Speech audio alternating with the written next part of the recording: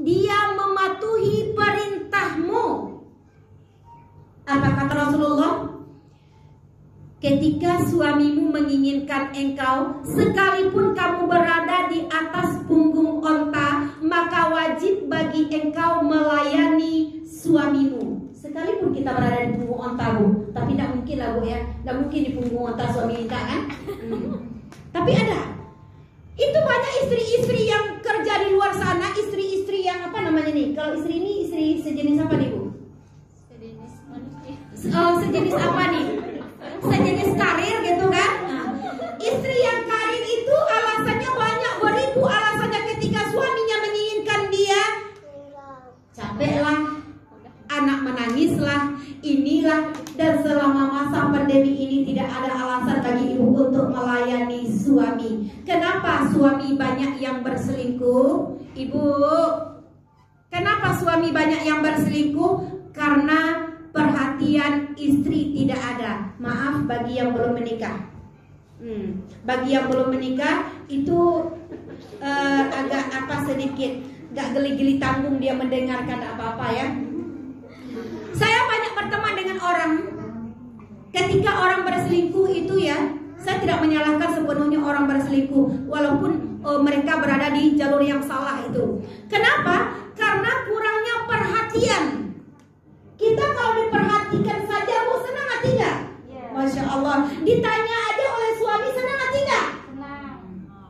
Capek ya yang, Masya Allah, rontok seluruh pesandianku, Bu, ya Allah. Apalagi diusap kepala oleh suami, senang hati? Alhamdulillah. Tapi kalau ibu diberikan uang oleh suami, tidak dikasih kasih sayang, apa senang, Bu? Tidak ada senang kita, Bu. Makanya istri yang soleha itu yang apabila engkau pandang dia menyenangkan hatimu, apabila engkau perintahkan dia, maka dia mengikuti perintahmu sekalipun engkau berada di atas punggung onta. Ibu-ibu jamaah yang saya muliakan, juga Ibu Puri yang masih mendengar di sana. Sebelum kita menyampaikan poin selanjutnya, kita di sini berniat untuk membuka tanya jawab atau sharing ya, Bu, ya. Silakan Ibu yang memberikan pertanyaan. Saya berikan waktu, nanti kita sambung lagi. Silakan Ibu Mutia, Ibu di belakang. Bapak yang belum juga menikah juga boleh bertanya. Apakah dalam masa pandemi ini dilarang menikah atau gimana? Silakan. Ayo silakan Ibu. Ibu yang ada di sana silakan bertanya, Ibu. Yang ada di belakang silakan bertanya.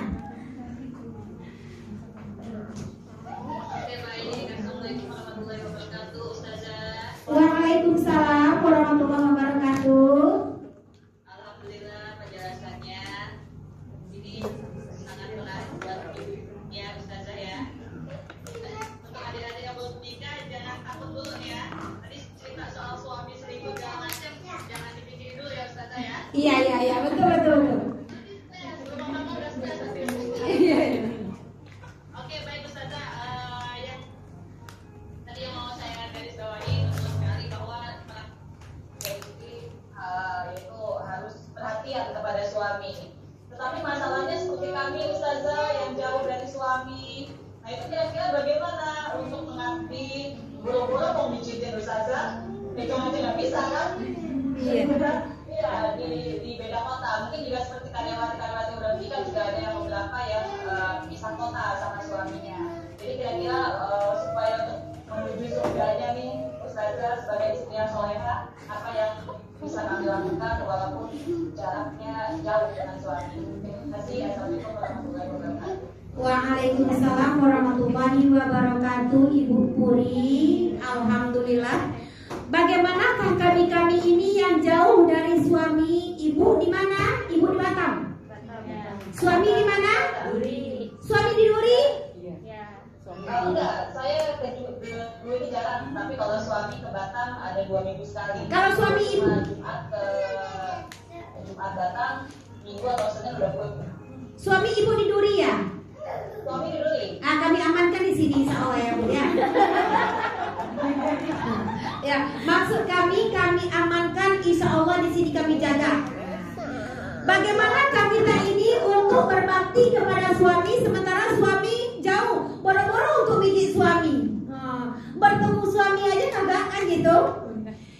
bisa menjadi istri yang solehah melalui Allah berfirman di dalam Al-Quran, A'udzubillahi minasyaitonirrajim. Bismillahirrahmanirrahim. Walladzina li furujihim yuhafizun. Istri yang solehah itu yang bisa menjaga kehormatan suaminya. Ibu jaga kehormatan suami ibu. Gimana cara ibu menjaga kehormatan suami selama musim pandemi ini? Selama ini kita mungkin belum sempurna. Saya yakin dan percaya semua ibu-ibu di sini ibu yang soleh-solehah semuanya. Tapi kita tak manusia yang sempurna loh Bu. Tidak ada manusia yang sempurna. Selama musim pandemi ibu menjadikan diri ibu ini wanita yang solehah itu yang bagaimana? Walladzina li furujihim yuhafizun, yang menjaga kehormatan suaminya. Ibu keluar rumah tutup aurat. Nanti orang bertanya, itu istri suami siapa?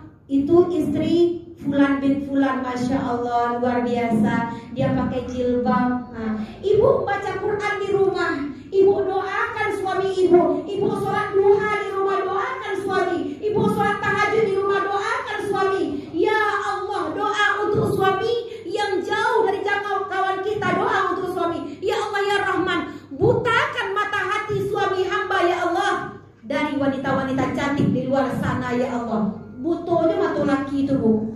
Nggak nampak sepadusi lain anak acak-acak modeko de jorok. Nah, jadi kalau ibu melepas suami ibu dari batang, ibu pegang kepalanya sambil membaca Rabbi habli minas solihin, jadikan dia anak yang soleh ya Allah, suami yang soleh ya Allah. Butakan mata hatinya ya Allah untuk perempuan-perempuan cantik yang ada di luar sana. Jadi ibu Puri aja yang nampak cantik oleh suami ibu. Jadi insya Allah ibu suami ibu aman di sini kok. Yang mana suami ibu Puri itu? Oh, kepala cabang, Masya Allah, kepala cabang. Di sini loh sakitnya Bu. Oh, kepala cabang. Nanti nomor WA-nya saya minta ya Ibu ya. Pokoknya Ibu Puri aman di sini. Insya Allah orang-orang di sini baik kok Bu Puri ya. Nggak ada di sini pelakor-pelakor, nggak ada. Bu Puri yakinkan dalam hati kalau suami Bu Puri di sini baik-baik saja. Percayakan kepada Allah, titipkan kepada Allah. Kan ada nyanyinya kan? Ku titipkan kepadamu dia yang paling ku cinta. Titipkan kepada Allah. Ada lagi Bu Puri? Silakan. Ya, mungkin satu lagi deh Bu. Iya, nanti Ibu di bawah juga boleh. Iya, tadi kan cerita tentang salah satu hikmahnya adalah lebih dekat dengan keluarga, kemudian mendidik anak di rumah ya Bu ya. Jadi orang tua sekarang berperan sebagai guru. Tapi ya tentu saja nggak bisa disamakan dengan guru nih Bu. Iya. Pada kenyataannya anak-anak kadang lebih menurut sama guru daripada dengan orang tuanya. Betul. Nah, dan kadang-kadang juga kita emosi nih Bu, ngajarinya gitu kan Bu. Jadi ada trik-triknya nggak Bu gimana mengajarkan anak atau supaya anak hatinya lembut atau bagaimana Bu supaya untuk kita mengajarkannya pun lebih masuk ke dia lebih gampang gitu. Oke, mungkin ini adalah pelajaran untuk kita semua. Mendidik anak kita itu lebih susah daripada mendidik anak orang Bu. Karena saya juga udah punya anak, udah banyak anak saya Bu, dan saya udah menjalani itu semua. Kalau anak orang kita didik, sekali aja kita bicara didengarkannya Bu. Tapi kalau mendidik anak kita Bu, ya Allah ya Rahman, bisa naik tensi. Ibu Puri sekarang tensinya berapa? Masih normal alhamdulillah. Alhamdulillah masih standar ya. Jadi ada trik-triknya kah mendidik anak di rumah? Mendidik anak di rumah itu lebih susah loh Bu. Saya sendiri udah merasakan, kebetulan satu anak saya didik Bu ya, bisa naik tensi juga, sakit juga kepala kita kan. Bahkan bondreng itu banyak di rumah sekarang ini kan, sampai naik tensi gitu. Jadi bagaimanakah? Yang pertama kita berwudu dulu sebelum mendidik anak. Ibu mau mengajarkan anak ibu membaca, ibu mau mengajarkan anak ibu baca Quran, ibu berwudu dulu. Kemudian sering-seringlah mengusap anakmu. Kalau ibu mengusap kepala, kalau laki-laki anak ibu usaplah pundaknya sambil membaca Rabbi habli minas solihin. Kalau ibu anaknya laki-laki sambil baca ini ya Rabbi habli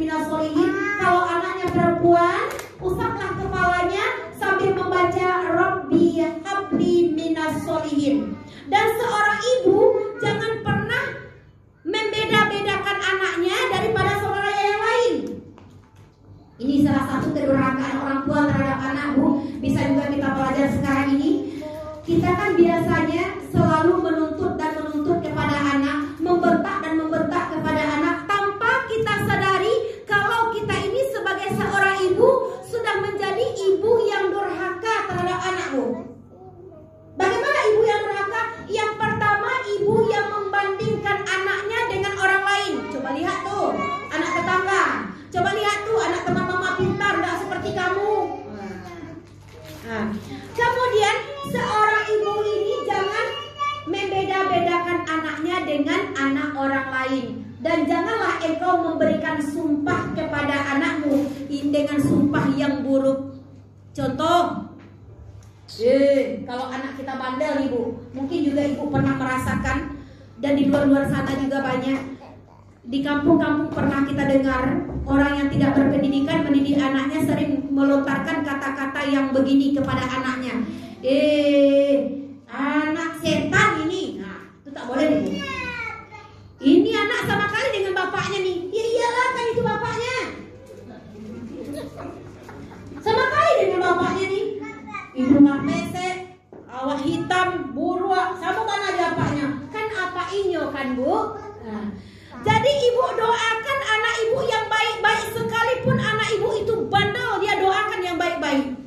Ini ada suatu sejarah seorang ibu yang mempunyai anak yang bandel, Bu. Saking bandelnya anak tadi, selesai ibunya memasak sambal, dia masukkan pasir ke dalam sambal sang ibunya. Kira-kira ibu marah nggak? Marah. Keluar apa lagi? Sumpah serapah kan? Anak tak ada otaknya, itu kan? Tapi seorang ibu yang mempunyai anak bandel ini, dia tidak marah. Marahnya disimpan di lubuk hatinya yang dalam sambil mengambil sambal tersebut. Diambilnya sambal tersebut sambil bercucuran air mata. Ya Allah, mudah-mudahan engkau menjadi imam Mekah, nak. Padahal ini sambal udah dimasukkan pasir oleh sang anak yang bandel tadi, Bu. Malahan dibalas oleh sang ibunya, mudah-mudahan engkau menjadi imam Mekah, nak. Bertahun kemudian doa sang ibu dikabulkan oleh Allah. Seorang anak yang bernama Abdurrahman Ashudes menjadi imam Mekah, seorang anak bandel tadi. Nah, jadi ibu di rumah bagaimana cara mendidikkan hati kita di saat anak bandel tak bisa dididik, kita capek juga, apalagi bapaknya jauh di duri. Kesemuanya ibu yang menanggung. Bagaimana ibu mendidiknya? Ibu banyak sabar. Bagaimana cara kita menanamkan kesabaran? Innallaha ma'as-shabirin. Allah mencintai orang-orang yang sabar. Jadikanlah sholat dan sabar sebagai penolongmu. Ibu nikmatilah anak ibu yang ada di hadapan ibu sekarang. Karena suatu saat nanti anak ibu tidak akan bersama ibu lagi. Rindu ibu nih sama anak. Mungkin sekali setahun ibu bertemu dengan anak.